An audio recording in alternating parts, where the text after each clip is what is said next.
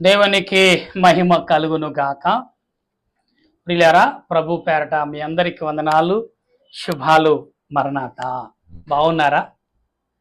మీ అందరూ బాగున్నారని తలంచుచు మన రక్షకుడును ప్రభు అయిన యేసుక్రీస్తు పరిశుద్ధమైన నామములో మీ అందరికీ శుభాలు తెలియపరుస్తున్నాను. ప్రియులారా, ఈ సాయంకాల సమయంలో ప్రభు ఇచ్చిన వాక్యం, మరి కొన్ని రోజులు కీర్తన గ్రంథం మనం ధ్యానం చేశాం.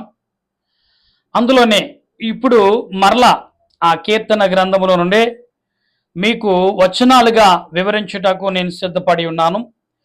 ప్రియులారా, సుమారు మనము 30 అధ్యాయాల వరకు మనం చదువుకున్నాం.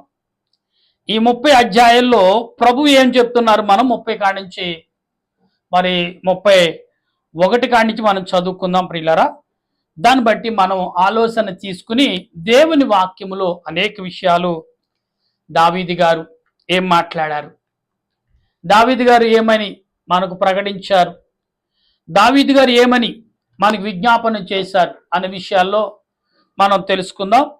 దాని కొరకు ప్రార్థన. సర్వోన్నతుడా, సర్వాధికారి, సర్వ సృష్టికర్తమైన మా ప్రభువా, నీ కొందనాలయ్యా.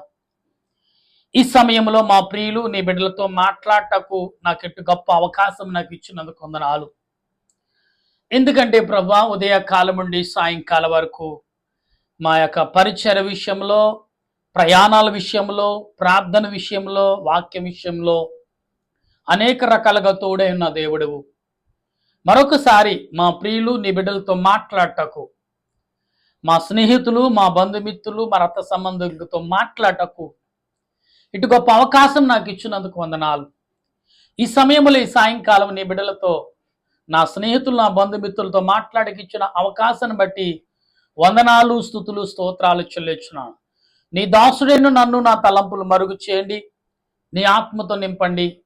నీ బిడ్డలకు కావలసిన వాక్యము నీ వాక్యము ద్వారా అందించమని కీర్తన గ్రంథము దావీదు గారు రచించిన వాక్య గ్రంథము నుండి గొప్ప మాటలు నీ బిడ్డలకి కాలములో ఇక్కడి వరకు దినాలు ఏ మాటలు యవ్వన బిడ్డలకు, పెద్దవారికి, చిన్నవారికి, చదువుకున్న వారికి, తల్లిదండ్రులైన వారికి, జీవితంలో ముందుకు సాగాలని వారికి ఏ మాటలైతే నువ్వు నేర్పనై ఉన్నావో అట్టి మాటలు భక్తుడు దావీదు గారి ద్వారా మాకు అందించమని ఆత్మరక్షణకర్త అయిన యేసుక్రీస్తు యొక్క పరిశుద్ధమైన నామమున ప్రార్థన చేయుచున్నాను మా పరమ తండ్రి, ఆమేన్.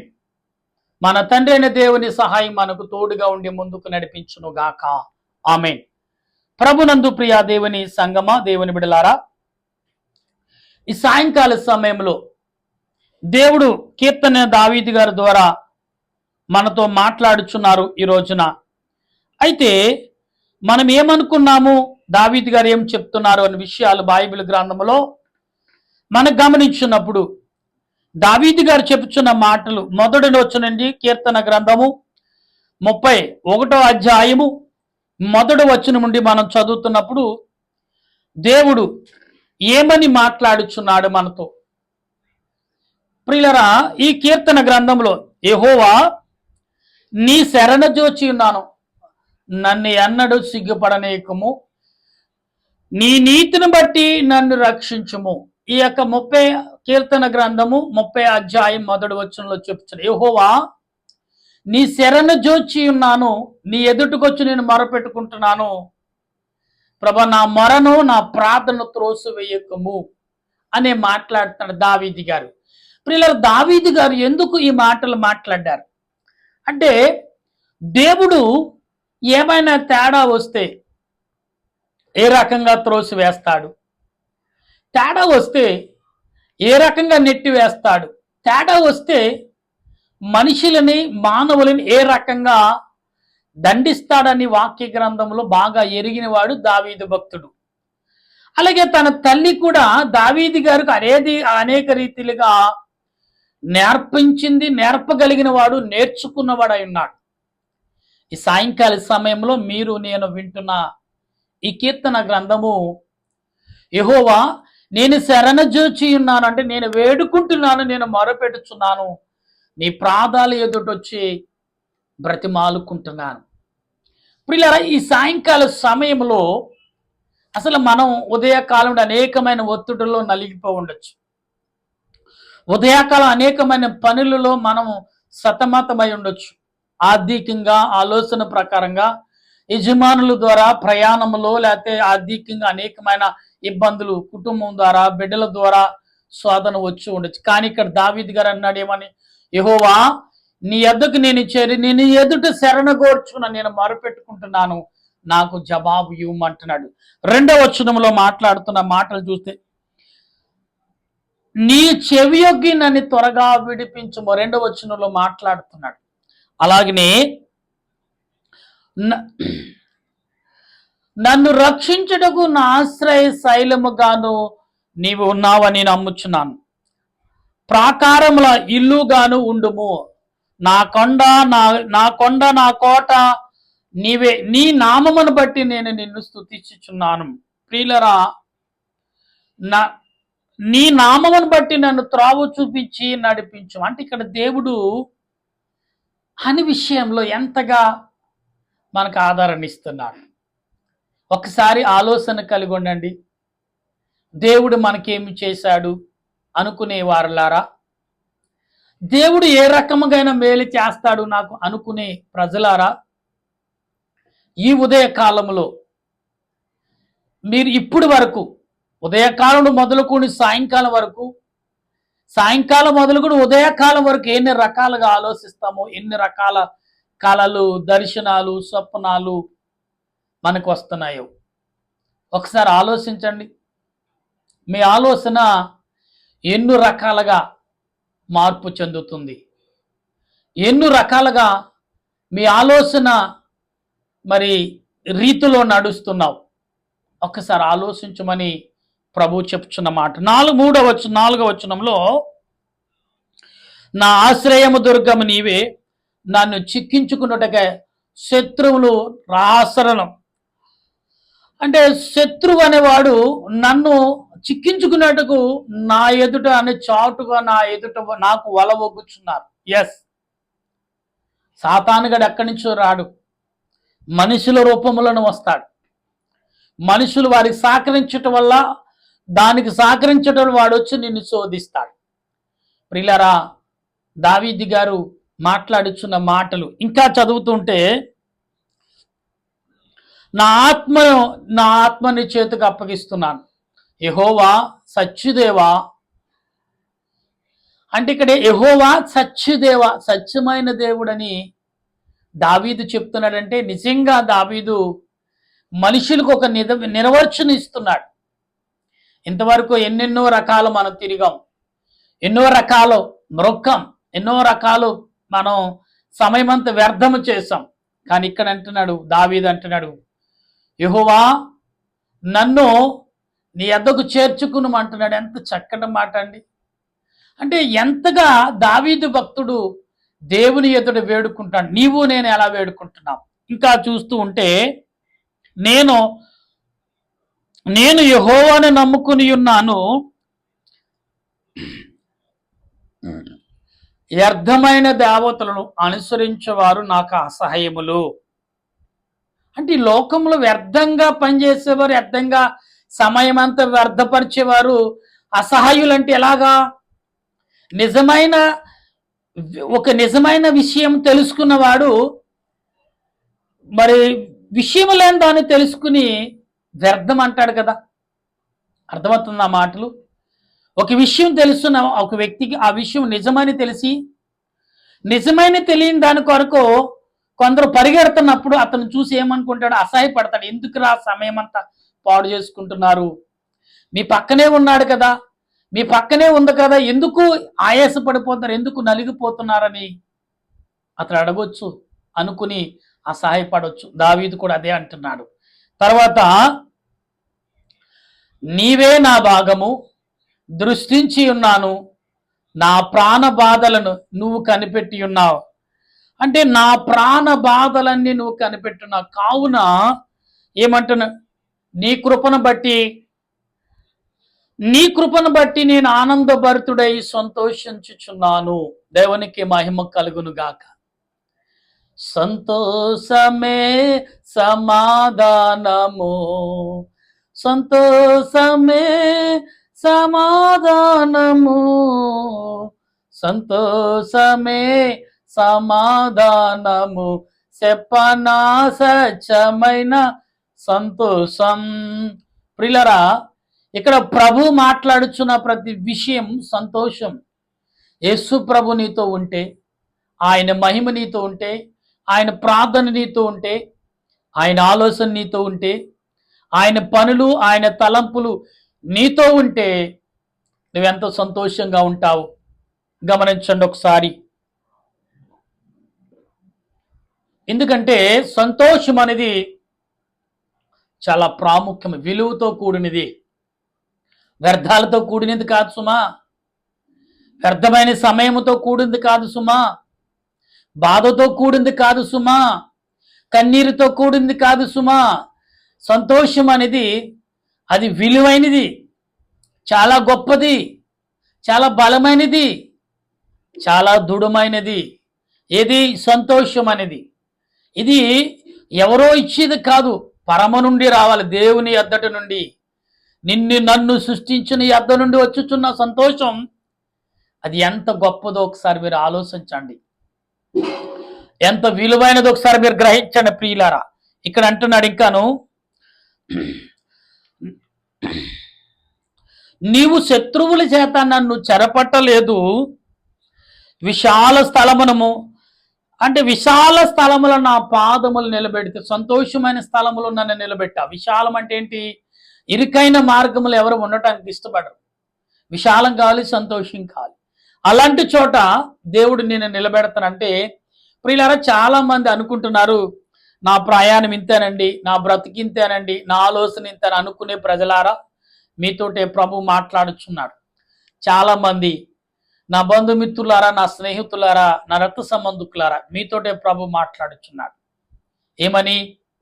ఇదిగో నీవు ఏమై ఉన్నావో నీకు తెలుసా, నీ ఆలోచన ఎటువంటిదో నీకు తెలుసా, నీ క్రియలు ఎంతవరకు సాగుతున్నాయి నీకు తెలుసా అని ప్రభు అడుగుచున్నాడు. అయితే ఇక్కడ అంటున్నాడు, యెహోవా, నేను ఇరుకున పడి ఉన్నాను, నన్ను కరుణింపుము, విచారం వలన నా కన్నులు క్షీణించుచున్నవి, నా ప్రాణము నా దేహము క్షీణించుచున్నది అంటున్నాడు. తర్వాత ఇక్కడ ఏమంటున్నాడంటే, అంటే ప్రియులారా, ఎందుకు క్షీణించుచున్నది? ఎవడో తెలియని వ్యక్తి నీ మీద పడితే, చాలా మంది రాత్రి వేళ పడుకుంటున్నప్పుడు నిద్ర పట్టలేదని, ఎవరు నన్ను తొక్కునట్టుగా ఏదో అనిపిస్తుంది, ఎక్కడెక్కడికో వెళ్తానని ఏదేదో దురాత్మల యొక్క నన్ను మనశ్శాంతి ఉంచట్లేదు అనుకోవచ్చు. ఎస్, సాతానుగాడుకు నువ్వు చిక్కి, సాతాను జాట్లోంచి నువ్వు తెలుసుకుని ఇది తప్పు చేస్తానని తెలుసుకుని బయటకు వచ్చినప్పుడు నీకు కొంత మనశ్శాంతి దొరుకుతుంది. ఆ మనశ్శాంతి పోగొట్టడానికి వచ్చేందుకు నువ్వు అప్పుడు వరకు నాతో ఉండి ఇప్పుడు నా దగ్గర నుంచి వెళ్ళిపోతున్నావేంటని నిన్ను శోధించడం మొదలు పెడతాడు. సో ఎంత శోధన అంటే నరకం అన్నమాట. ఎంత బాధ అంటే ప్రాణము తీసుకోవాలంతగా బాధపడి చాలా మంది అదే బాధలో ఎవరికి చెప్పుకోకుండా, ఎవరికి కష్టముతో తీరుకోకుండా చాలా మంది చనిపోయిన వారు కూడా ఉన్నారు. ఎందుకంటే ప్రియులారా, దేవుడు అటువంటి క్రియలలో నిన్ను విడిపించుచున్నవాడు. గమనించాలి ఒకసారి, దేవుడు నీ పట్ల ఆత్మీయత కలిగిన వాడై నువ్వు గ్రహించగలిగి ఉండాలి. ఇక్కడ అంటున్నాడు ఇంకాను, నీతో వెళ్ళబుచ్చుచున్నాను, నిట్టూర్పులు విడుచుచున్నా, నా ఏళ్లు గతించుచున్నవి, నా దోషములను బట్టి నా బలము తగ్గిపోచున్నది. అంటే దోషములు అంటే ఏంటి? మన పాప క్రియలను బట్టి మనలో శక్తి క్షీణించిపోతుంది. పాపములు నీలో ఎక్కువగా ఆలోచనలోకి వచ్చి నీ పాపక్రియలు, నీ నష్టము, నీ బాధ. చాలా మంది చెప్తారు, అయ్యా నాకు ఏమైనా కలిసి రావట్లేదు, బాగా ఎప్పుడైతే ఇబ్బంది పడితే ఎక్కడికి వెళ్ళినా శోధనే ఎదురవుతుంది, ఎంత సంపాదించిన ఏమైపోతుందో అర్థం కావట్లేదు అయ్యా అని అంటూ ఉంటారు. ప్రియులరా, నీవు నిజముగా దేవుని సన్నిధిలో ఉంటే, నిజముగా ఒకప్పుడు చిన్న ఉదాహరణ చెప్తున్నాను మీకు. ఒక మధ్యతర కుటుంబం కలిగిన వాడు రోజు ప్రార్థన చేసేవాడు. ప్రభువుని అడిగాడు, ప్రభువా నా పరిస్థితి ఇది కాబట్టి నాకు కొంత సహాయం చేయమంటే, కొన్ని రోజుల ప్రార్థన తర్వాత కొంత సహాయం చేశాడు దేవుడు. కొంత కూడగట్టుకున్నాడు, చక్కగా కుటుంబ ప్రార్థన యాకం చేసుకున్నాడు. ఇంకా దేవుడు ఇంకా బలమును సమకూర్చాడు. ధన విషయంలో, పనుల విషయంలో చాలా, అంటే ఎంత ఎక్కువైతే ఎక్కడైతే ప్రార్థన జరుగుతుందో కుటుంబం అంత సంతోషంగా ఉంటున్నారు. సాతాను గాడు ఎప్పుడు దొరుకుతాడని ఎదురు చూస్తున్నాడు.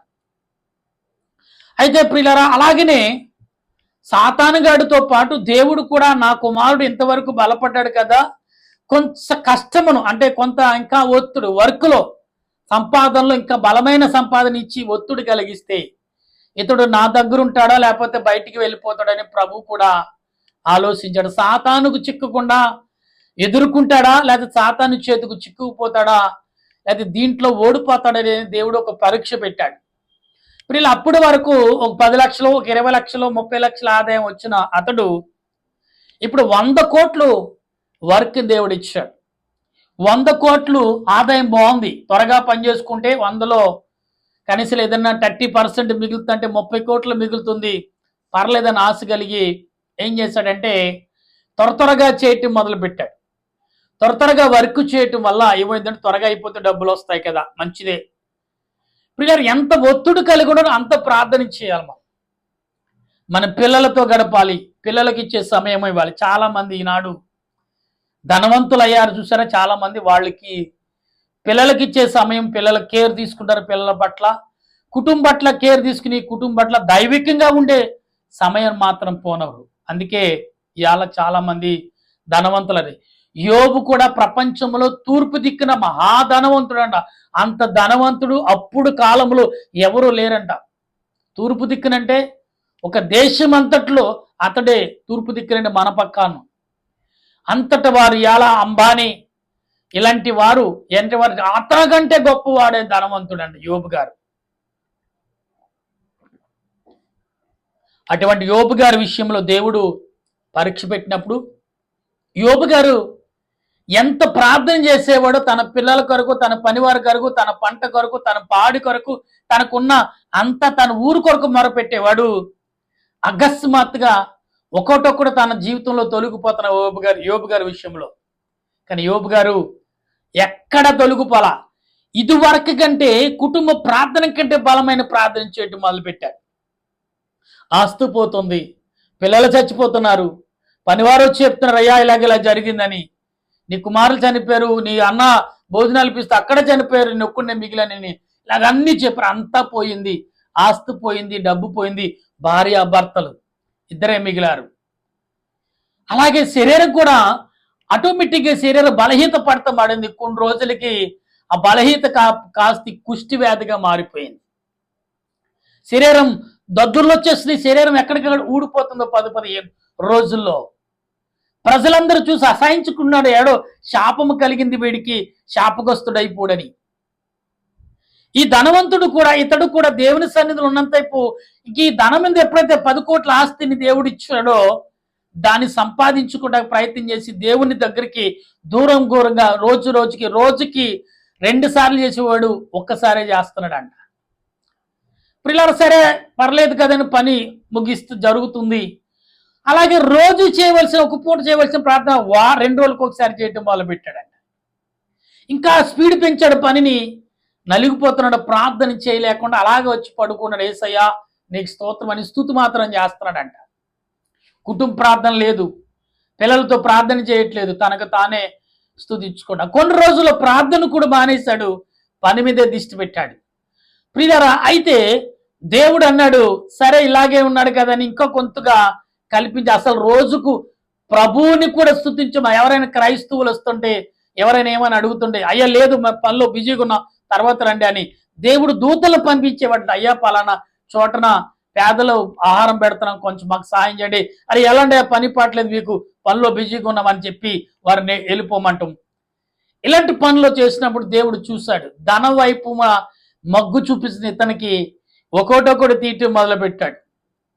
ఆ 10 కోట్లు కాస్త 100 కోట్లు కాస్త 150 కోట్ల ఖర్చుగా మారిపోయింది. ఆస్తులు అమ్మేసుకుంటున్నాడు ఒకటొక్కడి, మాట పోతుంది. దానివల్ల మరి సగం పని చేసేసాడు, 3 వంతులు పని చేశాడు, 1 వంతు పని మిగిలింది.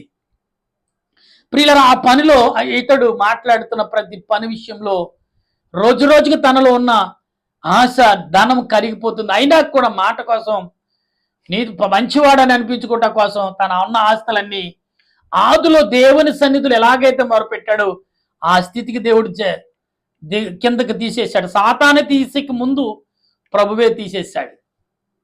అతడు అప్పుడు మొత్తం అంతా పోయింది, ఏమీ లేదు, ఖాళీ ఇల్లు. పూర్వకాలం ఏదైతే ప్రార్థన చేసి ఎలాగైతే జీవించాడో ఆ స్థితికి దేవుడు తీసుకొచ్చేసాడు. సాతానికి తీసుకొచ్చుంటే సాతాను మీద మరి అనేక రకాలుగా చేసి మరణించడే దేవుడు. ఆ మరణం మాత్రం లేదు, ఆహారకు తింటాక ఉంటాక ఏమో లోటు లేకుండా చేశాడు. ఆస్తులు అంతస్తులు వ్యాపారంలో అంతా నష్టమే కల్పించాడు. ప్రియులారా, అప్పుడు ఒక తెలియకుండా ఒక దైవజనుడు వచ్చి ప్రార్థన చేసి, ఏంటయ్యా దిగులుగా ఉన్నావంటే, ఏమో తెలియదయ్యా ఇది పరిస్థితి అంటే, ఒక దైవజనుడు అన్నట్ట, అయ్యా నీవు ప్రార్థించినప్పుడు దేవుడు నీకేమిచ్చాడో గుర్తు తెచ్చుకో అన్నాడంట.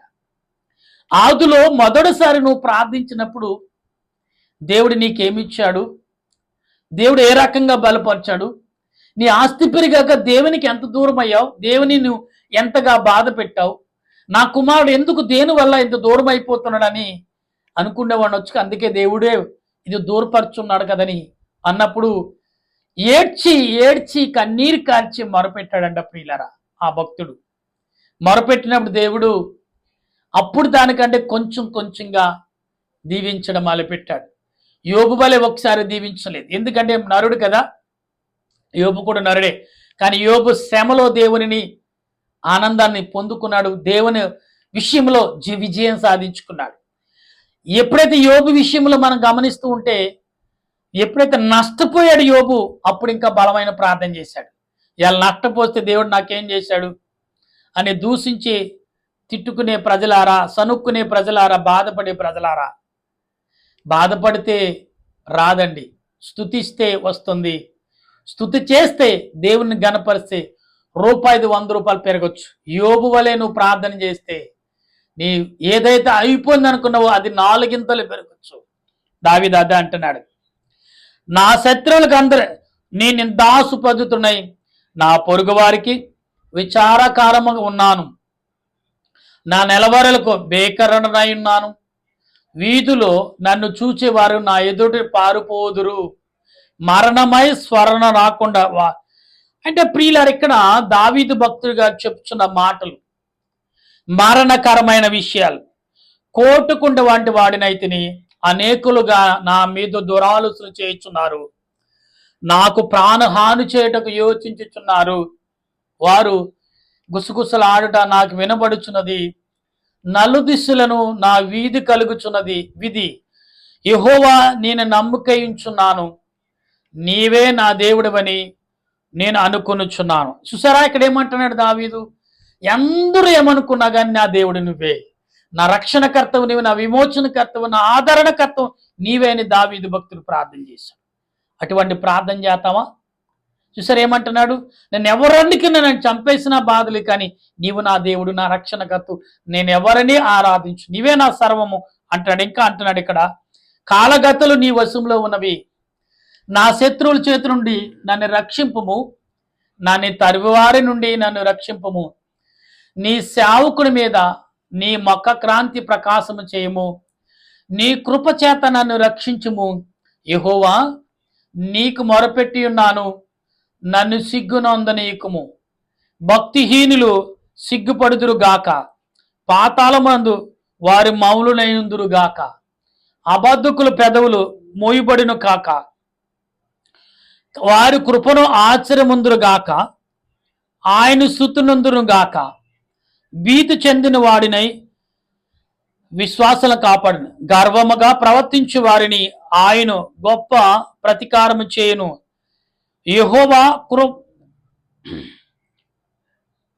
యెహోవా యందు కనిపెట్టిన వారులారా, మీరందరూ మనసును ధైర్యము వహించి నిబ్రంగా ఉండుడి.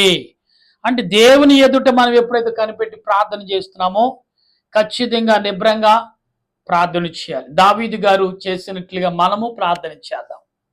ప్రియులారా, శరీరం సహకరించకపోయినా, మనకి మెలకువకు రాకపోయినా, ఏదో ఒక సమయం మళ్ళీ మెలకు వచ్చినప్పుడు అయ్యో తెల్లారిపోయింది కదా అని కాదు, దేవునికి ఇచ్చే సమయం ఎందుకంటే దూతలు మన వైపు చూస్తారంట.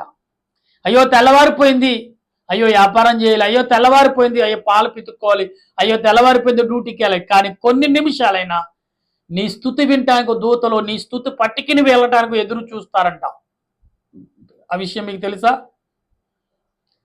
తెలుసుంటే ప్రార్థన చేయండి. అటు విషయంలో దేవుని ఘనతను మీరు పొందుకుంటే కృపను పరిశుద్ధాత్మ దేవుడు మనందరికి అందించును గాక. ఆమేన్. ప్రార్థన చేద్దాం. ఓ దయగల తండ్రి, ప్రేమగల రక్షకాని స్తోత్రాలు, కరుణామేడ దయామేడ స్తుతులు చెల్లిస్తూ ఈ సాయంకాల సమయంలో ఇంతవరకు చక్కటి మాటలు దావీదు గారు, యెహోవా నా శరణ జోచి ఉన్నాను, నాకు సహాయము నీవే అని మొరపెడుచున్నాడు. సహాయము కొరకు దావీదు గారు ప్రార్థన చేసినట్లుగా మేమును మా కుటుంబాల కొరకు, మా బిడ్డల కొరకు, మా బంధుమిత్రుల కొరకు, మా దేశము కొరకు, మా దేశ ప్రజలకు, మా రక్త సంబంధుల కొరకు, అందరూ ఈ లోకంలో ఉన్నవారందరూ నా బంధుమిత్రులే. ఈ లోకంలో ఉన్న చిన్నవారు, పెద్దవారు, వృద్ధులు, యవనులు అందరూ మావారే ప్రభు. ఎవరు దూర బంధువులు కానే కారు, అందరూ ఒకే రక్త సంబంధకులు, ఒకే గోత్రము కలిగిన వారు. అది నీ రక్తముతో కడగబడిన వారు, నీ ఆత్మ చేత నింపబడిన వారు. మమ్మల్ని నీ బిడ్డలుగా అంగీకరించి నడిపించి దీవించమని ఈ రాత్రికాలం ఎందరైతే నీ పాదములు ఎదుట మొరపెడుచు స్తుతిస్తున్నారు వారందరూ మరణ ఆలకించి మహిమ పొందమని ఆత్మరక్షణకర్త యేసుక్రీస్తు యొక్క పరిశుద్ధమైన నామములో అడిగి ప్రార్థన చేయుచున్నాను మా పరమ తండ్రి. ఆమేన్. మన తండ్రి అయిన దేవుని సహాయం, త్రియేక దేవుని కృపా సదా మనకు తోడైండును గాక. ఆమేన్, ఆమేన్, ఆమేన్. మీ అందరికీ వందనాలు. మరణాతా.